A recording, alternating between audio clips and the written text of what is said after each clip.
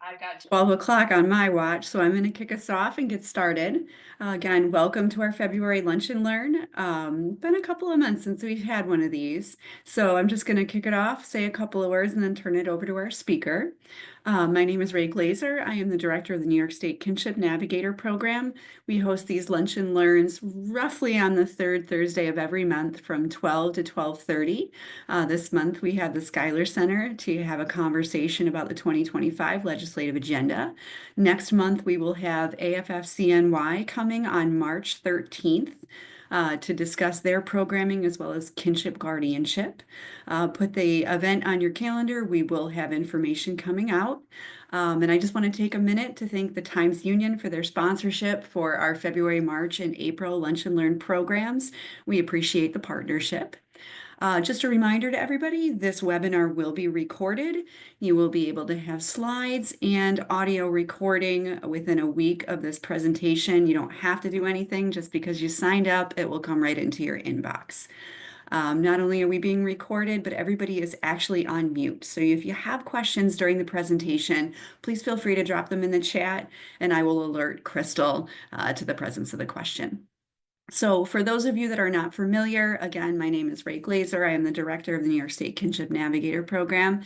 We provide information, referral, and education for kinship caregivers and professionals across the state. We run a warm line Monday through Friday, 10 to 4, 877-454-6463. And on our website, we've got information for both professionals and kinship caregivers, broken down by county, different legal fact sheets, referral resources, and online chat that's available Monday through Friday, 10 to 4. And we also host these monthly lunch and learns. We are leadership for the Kin Care Coalition, which if we have a couple of minutes at the end of Crystal's presentation, I'm going to discuss with you our 2025 policy.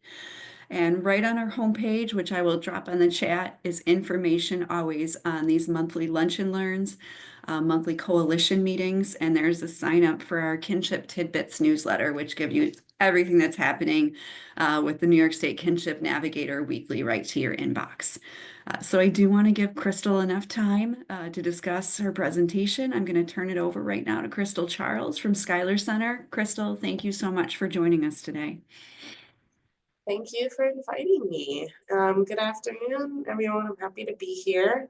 I'm a senior policy analyst at the Schuyler Center, mainly focused on child welfare and child poverty policy. Today, I'll be going over the latest data on children and families in New York State, and then touch a bit on where we are now in the annual state budget process and what's going on with state funding for kinship programs.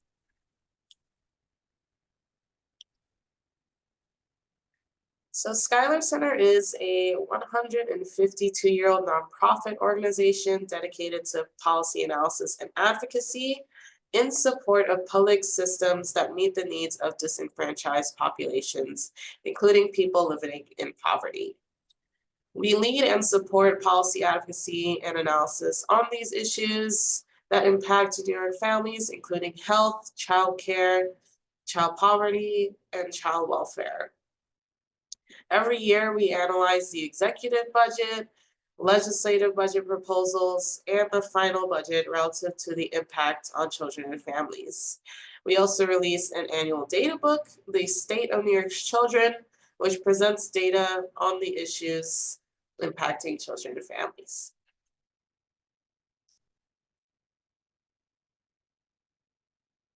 So here's a quick overview of children in New York. There are nearly 4 million children in New York State, making up 20% of the total population. The child population is also richly diverse. 37% are from immigrant families, and 1/5 speak a language other than English at home. More than 33,000 immigrant children arrived in New York between October 2023 and September 2024. Many of them fleeing violence, instability, and poverty in their home countries.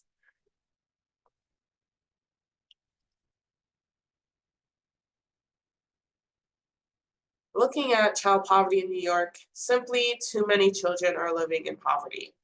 More than 18% of children, or over 731,000, live below the federal poverty level, which is currently $32,000 for a family of four.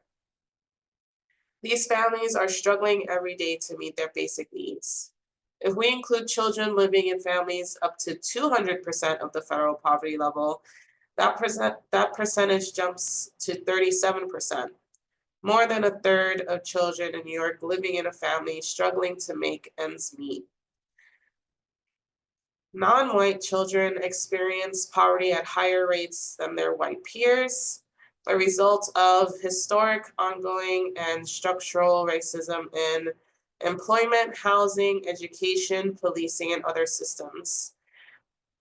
New York also fares poorly compared to other states on child poverty. 2 years after enacting the historic Child Poverty Reduction Act, which commits the state to cutting child poverty in half by 2031, we are ranked 40th in the nation for child poverty. In 2022, New York was 37th. In 2019, we were 33rd. So it's getting worse, and we have lots of work to do. We often say that allowing children to experience poverty is a policy choice, and it is. One that New York's leaders have made repeatedly, every budget season, every year for decades. The choice to not solve the problem perpetuates the lasting impacts on children's lives, from health to education to earnings in adult life.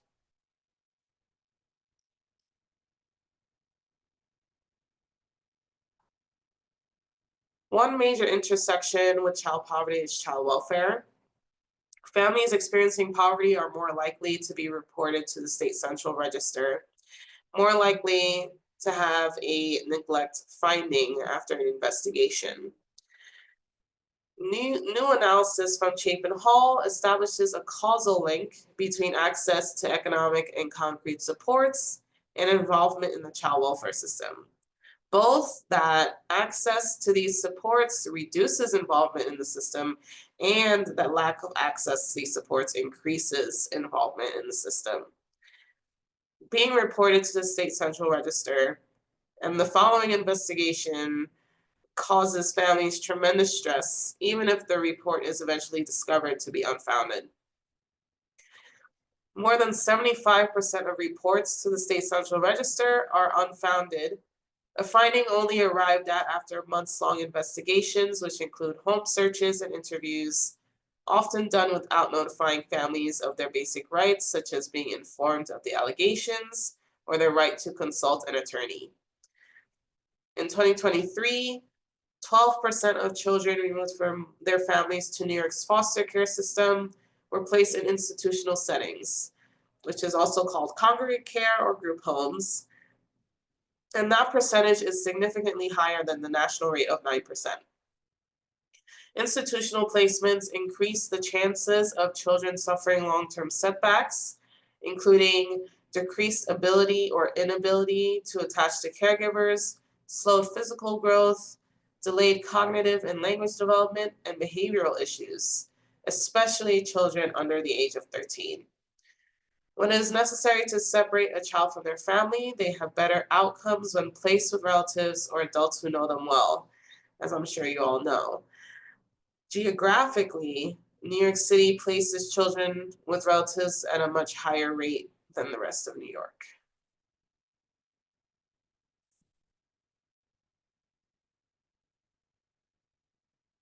Experiencing poverty can also impact children's physical and mental health due to poor nutrition and barriers to accessing preventive and other health services.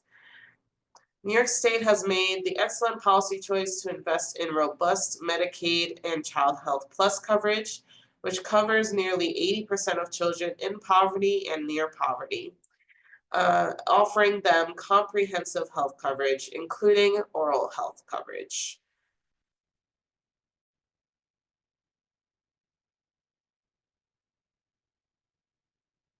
Due to a number of barriers, however, including a persistent oral health workforce shortage, and a shortage of providers accepting Medicaid due to low rates, fewer than 50% of New York children on Medicaid visited a dentist last year. These are just a few of the ways leaving children in poverty perpetuates lasting harms.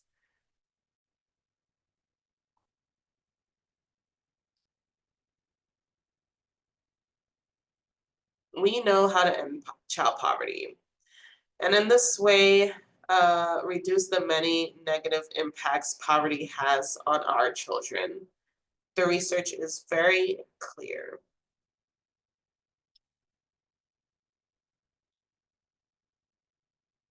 The 2021 pandemic expansion of the federal child tax credit dramatically and quickly cut child poverty nearly in half, both nationally and in New York State.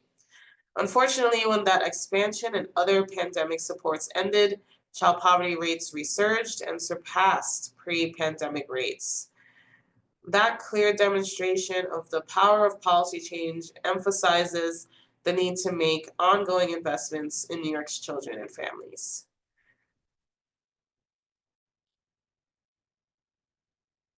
This year, the governor proposed in her executive budget to strengthen New York's Empire State Child Credit.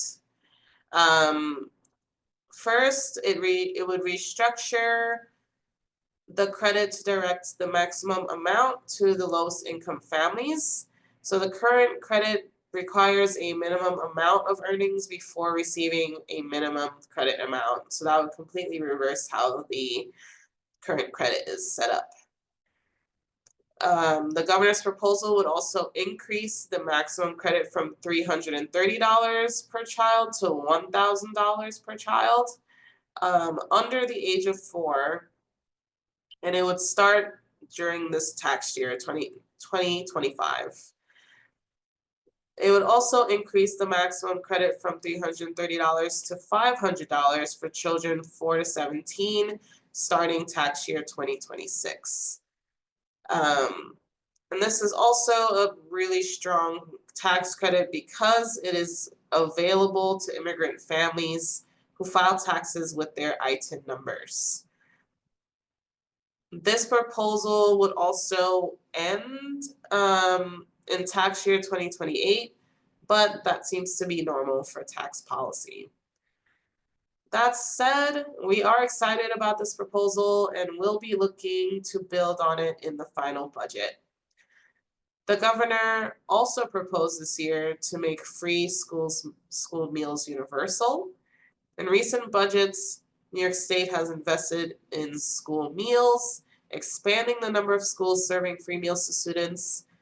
And so this would be the final step in getting us all the way to universal. We know that children face hunger in communities all over the state, in rich communities and poor, rural and suburban and urban.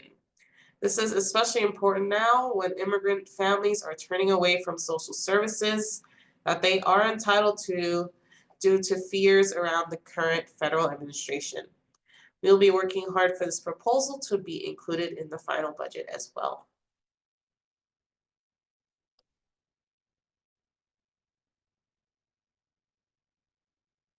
Expanding access to childcare is another policy proven to help families move out of poverty into economic security. Participating in New York's Child Care Assistance Program, also called SCAANY, can be life-changing for a family.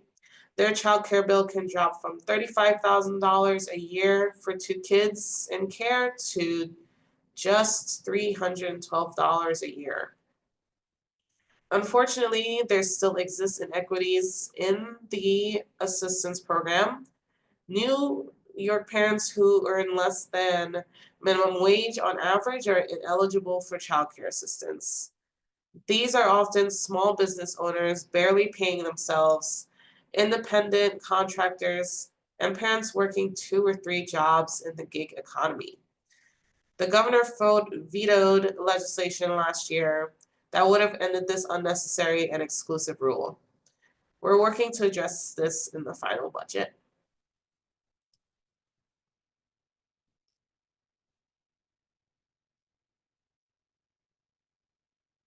Getting access to CCAP is only half the battle.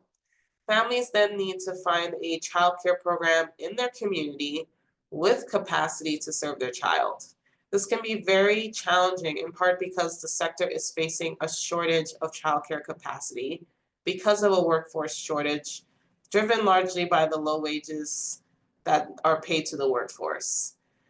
Childcare educators are paid only $38,000 a year, which is $30,000 less than the median annual salary for full-time New Yorkers, and less than 96% of occupations in New York. The only way child care providers can raise educator salaries without raising the tuition paid by families is by creating a permanent, publicly funded compensation supplement. The governor proposed in her executive budget $110 million for child care physical infrastructure. While this is welcome news, what is really needed is investment in the child care human infrastructure, the educators. As one provider shared with us in response to the governor's proposal, building more child care centers without the fiscal support for workforce and operations is going to result in more empty buildings.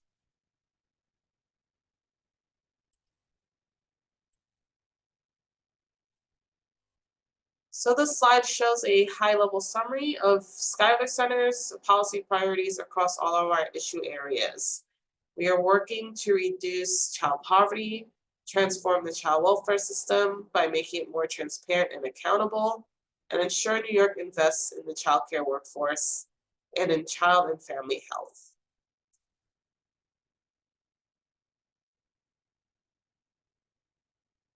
We're happy to be partners and supporters of the Kinship Navigator and KinCare Coalition. A lot of our collaboration happens during the budget process to help secure funding for the Navigator and Kinship caregiver support programs throughout the state. We're in the midst of the budget process right now. The governor has released her budget proposal, which we analyze here at Schuyler Center relative to our priorities. Next, the State Assembly and Senate will release their budget proposals called One Houses in early March, a few weeks from now. Then negotiations between the governor and the legislature begin and go through the rest of March until the budget is due around April 1st. There are multiple points during this process where the coalition can make their voice heard, but for now, I'll focus on where we are. Kinship funding is strongly supported by the chairs of the Assembly and Senate Children and Families Committees, so we will be looking for them to restore funding in their upcoming One Houses. Then our attention will be focused on the negotiation phase in March. During this time, we can reach out to legislative leaders as well as the governor's office to ensure kinship funding makes it into the final budget, which will be released April 1st. So this is where we are with the governor's proposal. The governor does propose to fund permanency resource centers at the same amount as last year's budget. And these centers support both adoptive and kinship families by providing services and connecting families to resources such as peer support, mentoring, navigation for cross-system needs, therapeutic services, counseling, or respite care. The governor did not propose any funding for local kinship support programs, but the legislature usually adds in the full funding amount, which is $1.9 million. The governor also proposed funding the Kinship Navigator at $100 less than last year's budget. The legislature also usually adds in the difference here as well. As you can see, it's key to reach out to both the legislature and the governor to ensure kinship programs and the Kinship Navigator are fully funded this year. Crystal, just a word on that to clarify. The way that they put it in the governor's budget is always very odd. Last year, the 338,000 that they put in for the permanency resource centers, that was actually for the local kinship programs. So last year there was a little bit of wording that made it look a little bit different because the permanency resource centers are funded from a different pot. So I've reached out to OCFS to make sure that they can comment on that, but to our best knowledge, that 338,000 is for the local kinship programs as well. I can't be quoted on that because I'm not 100% sure, but that's the way that it happened last year. I just want to alleviate any panic for people that might be in the lunch and learn that that is likely what has happened again this year. Great, that's helpful. Thanks for clarifying. And that is the end of my presentation. Let me know if there's any questions, Ray. But happy to pass it to you to talk about the kinship policy priorities going on for this session. Perfect. Thank you so much. We don't have any questions yet at this point in time, and what I'm going to do is just go forward from what Crystal was saying about the policy agenda that she put forward on her screen. So in terms of budget funding, we are faced with the same deficit that is very, very common in our primary budget that comes out. There's 338,000 for what we are assuming are the local kinship programs. There's 220,000 for the navigator. This is very common that this happens. And we always ask them to put an extra $100,000 in for the navigator and an extra 1.9 million in for the local kinship programs. And to date, that has only not happened twice. And the last time that it happened, OCFS was able to work the governor and to make the have on our policy agenda is Kinship Care Month. That is always on our policy agenda to make sure that September is proclaimed as Kinship Care Month and that we celebrate it across the state in New York, celebrate caregivers, celebrate professionals that do the work with the caregivers. We will be planning on having an event, as we always do in September for this, and then as much promotion and support that we can have locally for the month of September. And then the third ask is for the Kinship Legal Network, which we have a very strong supporter and Assembly Person Hevesy, and that is to provide $8 million in new funding for OCFS to provide service to caregivers. Now, our ask this past year went down from 8 million to 2 million, but in the bill that Hevesy proposed, it is still stated at 8 million. So we are going to go forth and ask for the maximum amount, and if we need to adjust down later, we can.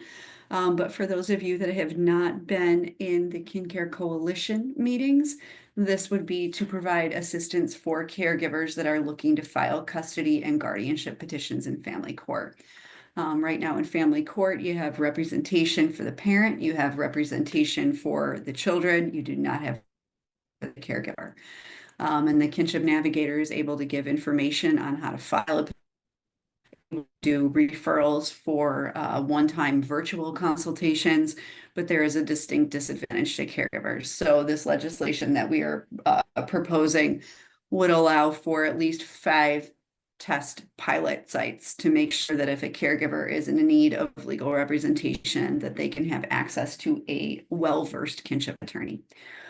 So what can you do to help? We are always asking for help with our policy agenda. Step 1 is the KinCare Coalition meetings. They are a mix of policy discussion and program discussion. And at this point in the year, we are very focused on policy, as Crystal went through, our timeline for what we're trying to accomplish. Our next meeting is February 24th. You can sign up right on the Navigator's homepage. Please come. Feel open to discuss, what's going on in your area.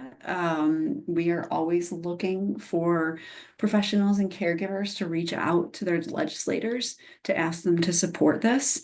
We do have a guide that has been distributed to everybody that is an active member of the KinCare Coalition on how to make these calls, because policy work can be very daunting if you're not used to it. But quite honestly, it is literally just making a phone call to speak as a constituent to a legislator that is bound to serve your area. They do want to hear from us. They do want to hear from caregivers, especially. And we are all very passionate about the work that we do on how not only is it saving money to have kids in kinship care, which they are very interested in, but it leads to better outcomes and permanency in kids. So if you need any help with that, you're struggling, feel free to come to our meeting, reach out to me one-on-one. I will drop my email in the chat. And we are just asking for your support. We are going to be doing an education day this year. It is on March 4th. It is virtual again. And the rationale for that is it's still pretty tough for a lot of these caregivers to travel to Albany. And we are a very small but mighty group. So it says just as much for us to reach out to these legislators virtually as it does for some of us to be walking around the Capitol. So those are the asks that we have from you. Please come to the education day, come to the coalition meeting, and very, very most importantly, reach out to your legislators. Again, if you have any questions, I'm here for you. So I want to kick it back, share if you have anything to add, Crystal, or we can wrap it up for the day. Nothing to add, and thanks for sharing. I'll follow up with you later to get up to speed on those policy priorities. Absolutely. Thank you, everybody, for joining us today. As I said, these slides will be available to you within a week. Look for information in the next couple of days on our homepage for that March Lunch and Learn on March is already up there, as well as our March Lunch and Learn. So I'm going to wish everybody a great day and enjoy these 4 minutes that you have left in your schedule before the next meeting. Thanks again, Crystal. Much appreciated. Have a good day, everybody.